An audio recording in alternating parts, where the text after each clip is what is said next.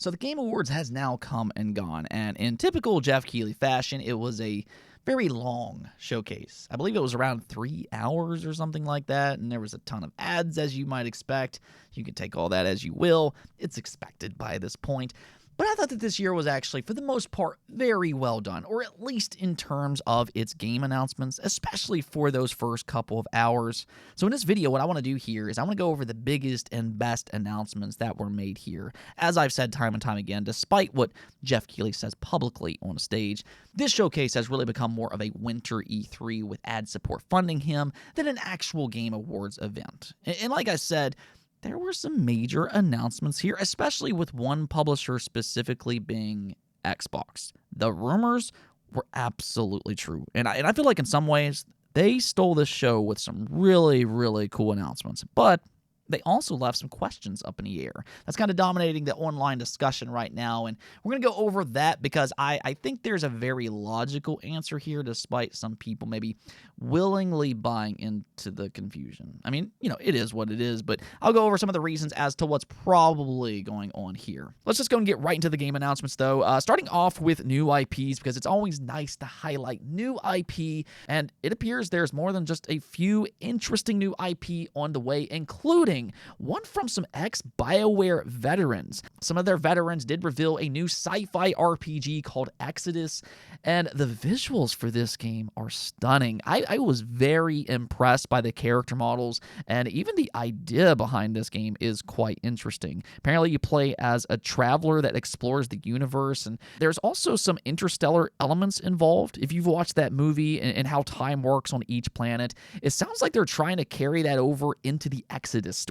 In fact, Matthew McConaughey is one of the characters in this game. So if you're one of those people calling for developers to take more chances on new AAA IP, this is a game to watch out for. It has the talent behind it. The idea is interesting, and so far, its visuals, I'd say, are breathtaking. Let's just kind of hope that this carries over into the full game when it eventually releases.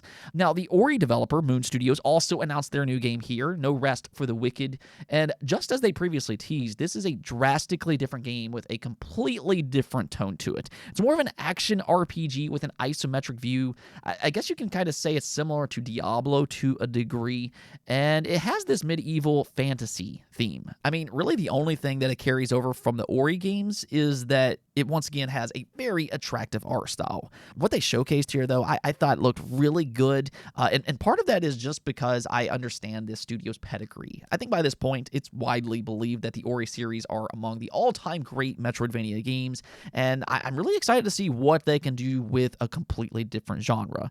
Now, we don't have a release date yet, though, but it will enter early access in Q1 of 2024, and for the first time, a Moon Studios game will be coming over to PlayStation alongside Xbox and PC.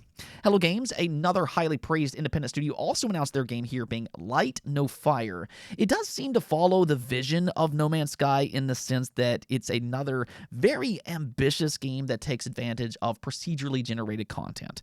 This is more of a fantasy game, however, and they showed things like crafting, there's dragon riding, which I'd say that's pretty interesting, and there's also hunting elements as well. Actually got some Minecraft vibes out of this one, where you kind of build your own world. Not entirely sure just yet, but co-op definitely seems to be a big focus in Light No Fire. Honestly, though, I mean, I'm not really a huge fan of No Man's Sky. It's not really my thing, but I do understand a lot of people love that game, and I think that Light No Fire could be another big release from Hello Games that will last for years and years. Now, we also finally got a release date for Black Myth Wukong.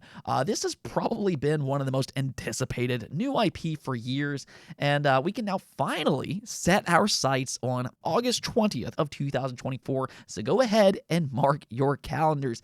You will get to play this one next year, and I have to say, this game genuinely looks fantastic. It does have some Dark Souls vibes to it. We've known that for a while, but I think both in terms of its gameplay and visuals, if they can live up to how good this game looks, because it looks very good, it could end up being a very special game when it releases. I think at the bare minimum, this is a game that should go on people's radars because it could end up being one of the biggest releases next year. I mean, we'll see what happens and everything, but no doubt about it, in my mind, this was another impressive showing for Wukong.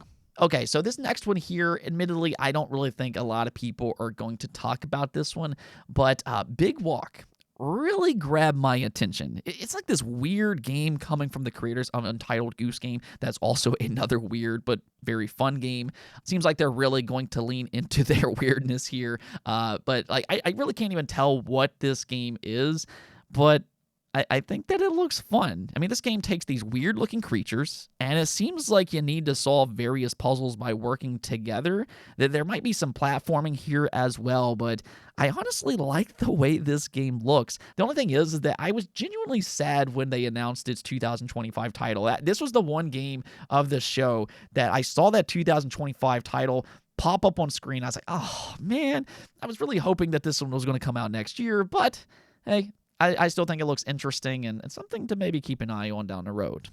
Okay, now I want to go ahead and talk about Xbox, though, because like I said before, in many ways, I think that Xbox stole the show. I mean, we had been hearing for weeks that they were planning to show up at the Game Awards in a big way, and boy, did they ever. However, they did leave some questions unanswered, and in particular with the new Blade game. And yes, you heard that right. They announced a Marvel Blade game. Now, this very well might have been the most welcome surprise all night long. This is a huge, huge announcement, and people are going ballistic over this reveal because Bethesda's Arcane Lion is officially working on a new Blade title, and it is being described as a third-person, single-player game located in the heart of Paris. I think that this is the perfect pairing. Arcane Lion has all the talent in the world to make a great Blade title, and I mean, look no further than the Dishonored series. That is a great series. Fans absolutely adore it, and that's the thing about Arcane. They know how to make high-quality games. And by the way, that is something to keep in mind here. For those unaware, Arcane actually has two different branches, and this is not the team that worked on Redfall. This is the other team that worked on Dishonored and Deathloop. So take those playstyles and apply it to this interestingly third-person Blade game, and I think that this could be a brilliant combination. The only thing is, though, is don't expect to play this game anytime soon. Bethesda has already confirmed that it just started development, and the only reason that they announced it here is because they wanted to honor Blade's 50th anniversary. But yes, it's going to be a long wait. 2028 is probably the absolute earliest it will release. And considering how long game development can last, it could be even longer than that. So we don't even really know if this game will release on the Xbox Series consoles. This honestly could be a next-generation title when all is said and done. And that right now is the big question looming over the Game Awards and this announcement. This is an Xbox-developed game. They own Bethesda and Arcane, but there's no platforms mentioned in the trailer. And in fact, after the showcase, Bethesda declined to comment on what platforms it will be available on. So now everybody's kind of asking, is this a multi-platform game? Because, Xbox isn't saying anything. That's weird, right? But no, not really. It's not as strange as you might think. I tweeted this almost immediately after the announcement, but something that people need to realize is that Microsoft is still in a legal battle with the FTC over the Activision acquisition, and one of their key arguments is the possibility that Xbox will foreclose content. They keep using Bethesda games as an example to make their case, and here with Blade being a huge, popular Marvel IP, if Xbox announces that as an exclusive, that will strengthen the FTC's case. Now, I understand that they have a weak case. I get that. We've talked about it on the channel various times, but Xbox certainly doesn't want to give them any ammunition to work with either, especially as they have to explain this to judges who don't really understand the game industry the way we do. Microsoft doesn't want to make their case harder than it needs to be. So it really is best for them to just keep this as an open-ended question for the time being. They're really doing the same thing with some other IP as well, such as Indiana Jones, and I believe they even did that with The Elder Scrolls 6 as well. They've yet to publicly acknowledge those games are Xbox exclusive, and the only reason that we have confirmation is because they admitted to that in the FTC case. But publicly, they are tiptoeing around these topics like this while the case is ongoing, and that's probably the smart thing to do. Yeah, it's irritating for fans, and I understand that, but I mean, again, Blade's probably not going to be out for another 4+ years, maybe possibly much longer than that, so they'll announce its platforms at a much later date, but for right now, I wouldn't go in holding my breath for any kind of confirmation while the FTC is going after the ABK acquisition. For now, though, for anybody kind of wondering about this topic, I would just say the safe bet is that more than likely Blade will be an Xbox exclusive, meaning that it'll come to Xbox consoles, Game Pass, and PC. We know for a fact that Bethesda was acquired for exclusives. Phil Spencer already confirmed that. And unless something has changed at Disney, so far, Disney isn't opposed to exclusives, as we've seen with Spider-Man, Wolverine, and Indiana Jones. So, yeah, we'll need confirmation eventually just because this is a licensed game and multiple parties are involved. But for now, just kind of understand that it's an Xbox-developed game, and it will be a very big part of their future lineup, which very well might include being an exclusive. I think most people kind of understand that when you start to put the pieces of the puzzle together, but it's definitely going to be a hot topic for a while because we're probably not going to get a confirmation anytime soon. All in all, though, I mean, if you're a fan of the Blade series, just be happy that a Blade game is in development by Arcane. This really could be a brilliant combination. That wasn't the only big game reveal from Xbox, though, because they finally showcased Hellblade 2, and its combat is just wow. Now, Blade might have been the most welcome surprise at the Game Awards, but Hellblade 2 might have been the most impressive. This honestly might be the best graphical game that we have seen thus far. It is otherworldly good looking. The facial animations, once again, are industry leading, but then the combat, it's brutal and it looks fantastic. This is that next generation leap that we've been hoping for. It, however, still doesn't have a release date. It's still a cryptic 2024, but I think one reason for that is because Xbox might have more showcase planned for the near future. I wouldn't be surprised at all if we hear about an early 2024 showcase here sometime soon.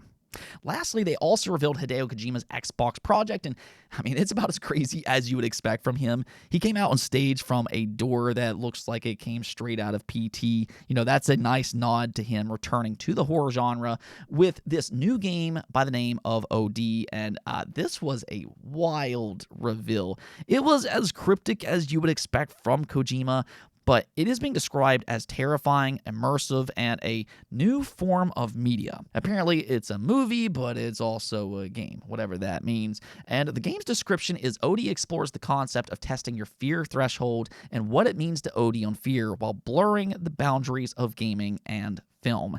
I mean, it certainly sounds unique on paper, and that's what I want from a Kojima game. I want him to explore his creative freedom and see what he comes up with because he really does have a very creative mind. So definitely a very interesting title. Baldur's Gate 3 is also officially available on Xbox. It released last night after the event, and apparently Larian was supposed to announce that on stage. I guess they forgot, which is a pretty big blunder on their part, but that's why you watch my videos. I got your back. Xbox fans, you can now play Baldur's Gate 3. Now, PlayStation also had a presence here. They came out with a big surprise being God of War Valhalla. It's interestingly enough a roguelike game mode, and that could be a really interesting spin on the God of War formula. God of War does have an in-depth combat system when you play on harder difficulties, and they could really showcase that with this DLC. The big surprise here, though, was really the fact that this is a free DLC and it launches on December 12th. I don't think that anybody really expected that, especially from Sony. Sony tends to like to charge people at least $10 for additional content, but that's not what they're doing here. This one is completely free, and this was a super nice surprise from them. It's just another reason to dive back in to God of War Ragnarok. They also gave us a release date for Rise of the Ronin. This is the new Team Ninja game published by Sony. It does kind of remind me a little bit of Assassin's Creed, but with Team Ninja's excellent combat expertise. And I mean, we've been wanting Assassin's Creed in Japan for years anyways, so hey, it kind of fills that void to a degree. It will be out on March 22nd, and that kicks off a pretty solid start for PlayStation exclusives in 2024. They now have Rise of the Ronin and Final Fantasy VII Rebirth set for the first half of the year. That was pretty much it for the PlayStation news, though, but one other publisher that had a big showing at the Game Awards was Sega, and I mean, you longtime Sega fans out there have to be over-the-top happy right now. Those new age, new era cards that they were sending to content creators was actually teasing the return of several dormant IP that fans of the 90s grew up with. This includes Jet Set Radio, Crazy Taxi, Golden Axe, which is interesting to see, Shinobi, and Streets of Rage. I absolutely love this announcement. I mean, this is the Sega that we want to see. It's the Sega that we deserve. And like they said, this is the new era for Sega. It includes them going back to the roots, which is exactly what fans have been wanting from them for years. So now we have all these dormant IP. They have the Yakuza series. They have Sonic. And they also have Atlas in their games like Persona. In fact, they revealed more gameplay for Persona 3 Reload and also Metaphor Fantasio. Between Xbox and Sega, I think these were the two big publishers that really showed out this year at the Game Awards. Now, there's also some other franchises set to return, though, just as we talked about yesterday. Visions of Mana was, in fact, announced here. Visions of Mana is the first brand new Mana game in a very, very long time. I know a lot of people view Secrets of Mana as one of the all-time great JRPGs, and I hope that Visions of Mana can live up to the quality that this series used to be. It does look a lot like the Trials of Mana remake if you enjoyed that game, but with brand new ideas, and I think that's for the best. Now they can really let their creative ambitions take control, and more so, this will be out in 2024, so you're not going to have to wait all that long either. The next Dragon Ball Tenkaichi game was also revealed as well. Now, personally, I do prefer 2D fighters, but I know the 3D entries have a lot of fans, and the newest title, Dragon Ball Sparking Zero, looks really good. If anything else, this could potentially be one of the next big fighting games to look forward to when it eventually releases on PC, Xbox, and Steam. Unfortunately, though, there's no release date for the time being. There was also a new Jurassic Park game. I thought this was a pretty nice little surprise. This is Jurassic Park Survival, a revived, canceled game, and it is set in first-person view where it mixes in action and stealth-based elements.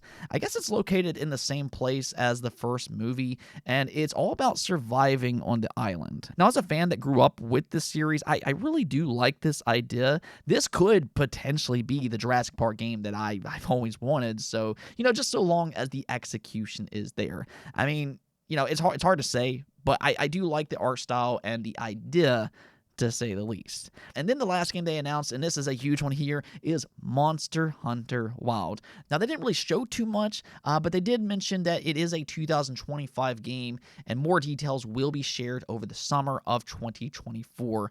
But based on the trailer and just the name of the game, I kind of get the sense that they're teasing a more open world Monster Hunter game. In the short snippet of gameplay that they did show, you can see them riding around on a monster to a big open environment, and it's that typical Breath of the Wild shot that lets fans know you can explore all of this. And even the title being Monster Hunter Wild seems to be taking some inspiration from Breath of the Wild. So I do wonder if this is a truly open world game, or maybe just a very big open zones. I mean, I guess we'll see. But this is yet another massive game coming from Capcom. I've said this before, and I'll just go and say it again here. I think they've been one of the best publishers over the last decade, and hopefully that will continue on with Monster Hunter Wilds. There you go, though. Those were your biggest and best highlights of the night. Hopefully, I didn't forget any. There was a lot of announcements, but if I did, let me know in the comments below. But I think in terms of announcements, this was a very strong showcase. I think Nintendo is probably the only notable absence here, but the way I look at that situation is that's only going to make their inevitable early 2024 showcase that much better. So, if you're a Nintendo fan, don't be discouraged at all. Your time to shine is still on the way, and hopefully here sometime soon. Where I think this showcase lacked, though, was with the actual awards. This is something that I've been saying for a while. Despite what Jeff Keighley says publicly, this showcase is more about the game reveals and his advertising partnerships, because the awards, they feel like an afterthought. They just kind of rushed through a lot of the announcements, and when people was on stage giving their award speech, they were rushed off stage as quick as possible. Meanwhile, you have Kojima, and he had a lengthy segment where he talked about his game. So you can tell where the priorities of this show lies, but nonetheless, Still big congrats to the winners here. Baldur's Gate 3 won the Game of the Year. I think most people expected that, and it was well-deserved. So big congrats to Larian Studios. You can see the total awards here, though, posted up by Kami. Most wins by game was Baldur's Gate 3 with 6 wins. Alan Wake 2 won 3, which I was really happy to see Alan Wake get the recognition that it deserves. I love that series. Forza Motorsports won 2 awards. Then for your publishers, Larian Studios, again, won 6. Epic Games, they won 3. Nintendo won 3, Xbox Game Studios won 3, Capcom won 2, and then Square Enix won 2. So big congrats to everybody who won their awards, and for that matter, congrats to all of the nominees. I wish you all had the time to give speeches, but I don't know.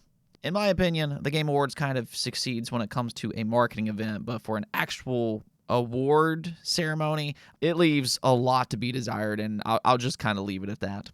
Let's go and check out your all's thoughts, though, as I asked you all to give the Game Awards a letter grade, and the majority being almost half of you gave it a B. And I think that's a rather fair grade. I like the announcements a lot. I think they did a really good job with that this year. But I still think that Jeff Keighley needs to compress these events. They're just too long. And I think that there needs to be more of a priority on the actual Game Awards. But overall, I really did enjoy the showcase, and I'm certain now 2024 looks like another good year for gaming. Anyways, though, that's it for this episode. But if you liked the video, don't forget to hit the notification and subscribe button for more content just like this. Also, if you'd like to support the channel through Patreon, thank you for making this content possible. Peace out.